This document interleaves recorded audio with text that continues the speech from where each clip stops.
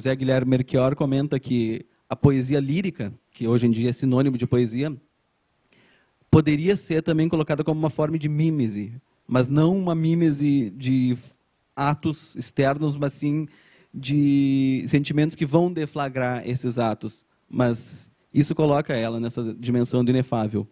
Mas, se tu fores pensar formalmente, em termos de análise literária, isso foi um paradoxo que surgiu para mim. Talvez não esteja muito correto, mas isso aí me pareceu.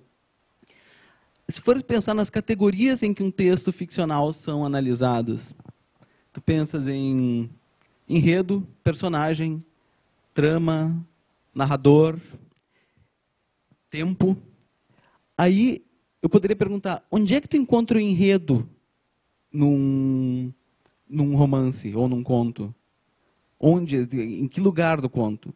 A resposta vai ser, não encontra num lugar, ele está espalhado ao longo do conto. Tu tem que deduzir ele daí. Personagem também, não tem, tu pode dizer, olha, na página tal o personagem aparece. Só que o personagem ele não está em algum lugar, ele vai se desenvolvendo ao longo. Narrador também, o narrador está por tudo.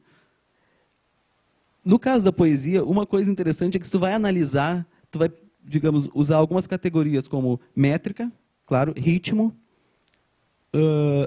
figuras de sintaxe, figuras de linguagem. Claro que a partir daí tu vai chegar a uma filosofia que a poesia tem, mas tu vai usar essas categorias. Todas essas categorias, tu pode ver bem, elas podem ser fisicamente localizadas no texto.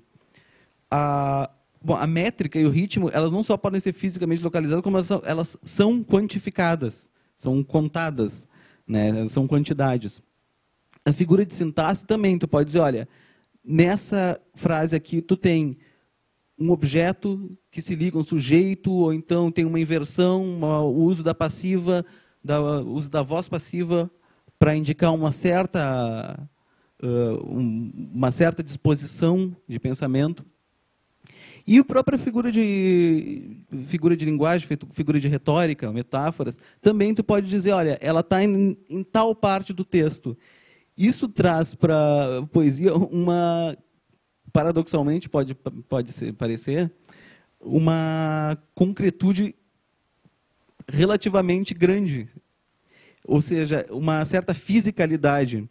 Aí volta aquilo que eu disse de uma certa primitividade da poesia, mas que é algo muito interessante, porque no Congresso, desde o começo que a gente começou a estudar artes liberais, uma coisa que surge muito é qual é a função das artes liberais, entre várias, especialmente no Trivium, é dar, de certa forma, dar uma forma ao pensamento.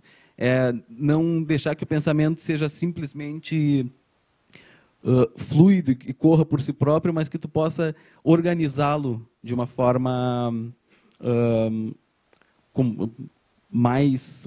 enfim, organizá-lo de uma forma mais organizada, me escapa a palavra. No caso da poesia, tu está fazendo a mesma coisa, só que tu está dando a ele uma forma física, uma forma métrica, ou seja, tu está colocando dentro assim, de uma quantidade, tu tem que subordinar, de certa forma, ou pelo menos informar o teu pensamento em tantas sílabas, em tantas rimas. Isso, de certa forma, é uma disciplina muito grande. Porque, para quem escreve poesia, o Clístenes agora está trabalhando bastante, ele pode dizer, quem escreve poesia com métrica e com rima, nesse caso é realmente terrível, terrível no bom sentido, percebe que, às vezes, para descrever com essas formas, tu tem um pensamento que tu quer passar ali, tu está conseguindo passar, só que a forma que tu quer passar não rima. E aí, o que tu faz?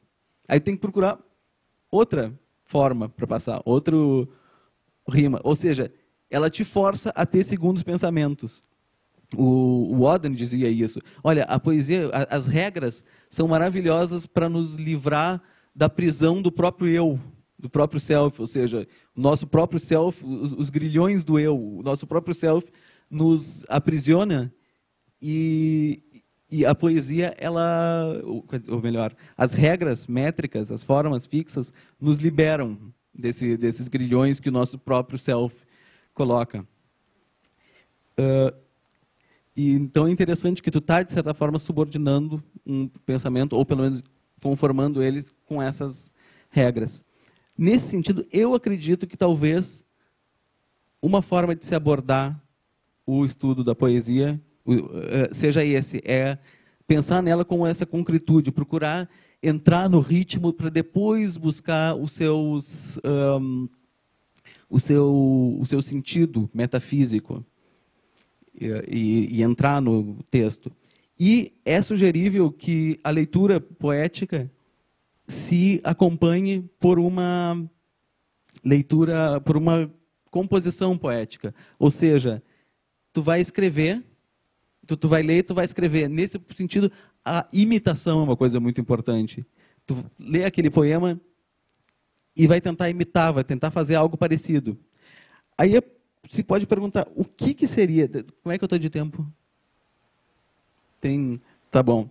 Bom, então, como é que se pode fazer isso? Eu vou fazer uma coisa que eu não sei se eu deveria, mas eu vou fazer de qualquer jeito, falando na coragem. Eu queria um slide, exatamente.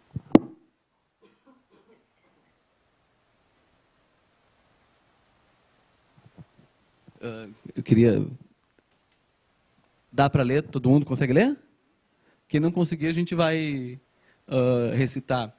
Vocês veem que tem dois objetos linguísticos aí que têm a forma de um soneto, né?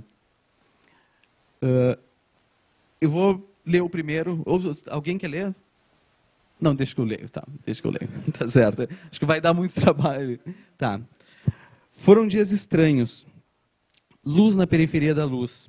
Como se agora, e lento, o corretor do instante se esticasse e deixasse supor, se não um desenlace, uma antessala fria, como a hora alongada que precede a agonia do dia e desemboca aos poucos num sabor metálico, de papel de estanho, uma anticor de ocaso adivinhado, que ainda mal se anuncia. Esses dias de luz mais fria, como os lembro, tinham de uma claridade oblíqua,